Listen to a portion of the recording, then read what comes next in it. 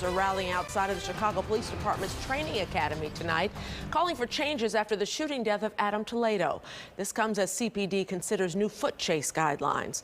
WGN's Dana Rebick is live in the West Loop with those details. Dana. Well, a group of these protesters spoke out here earlier tonight. As you mentioned, they are in support of police reforms we've been hearing about. And in particular, due to these recent police-involved shootings, they do want to see changes to CPD's foot pursuit policy. Is there any police officer that has that love? Members of the Little Village community approached Chicago police officers outside the training academy with a peace offering.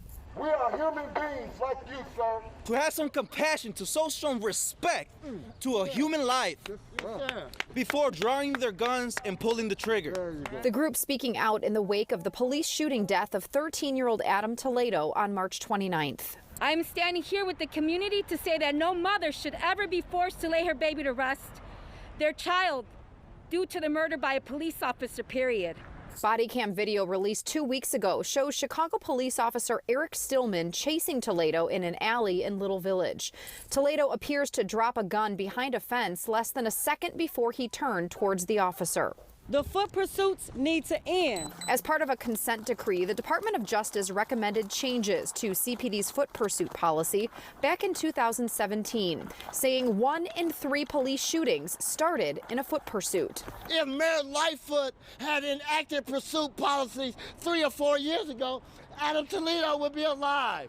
After the killing of Toledo and the police shooting death of 22-year-old Anthony Alvarez 2 days later, Mayor Lightfoot said she now wants to see changes by summer. In a document obtained by the Chicago Tribune, new guidelines are now being considered, calling for officers to make more careful decisions about chasing suspects. Officers could be asked to consider the number of suspects and available police present, whether the suspect is believed to be armed, the severity of the alleged crime committed, availability of backup officers and radio communications, and the officer's familiarity with the area. No justice, no peace. Tonight, this group marched from the police training academy to the Fraternal Order of Police, encouraged by the push for reform. If the system is broken, then let's overhaul it. Let's fix it. Let's renew it. Let's do what we have to do to save lives and enhance our communities. In this new document, officers are encouraged not to separate from their partners unless there are, quote, exigent circumstances. Superintendent David Brown says that this document is under internal review, and we are hearing that these potential changes could be taking place and put into effect within the coming weeks. Live in the West Loop, Dana Rebick, WGN News. Dana. A judge has denied bond for one of the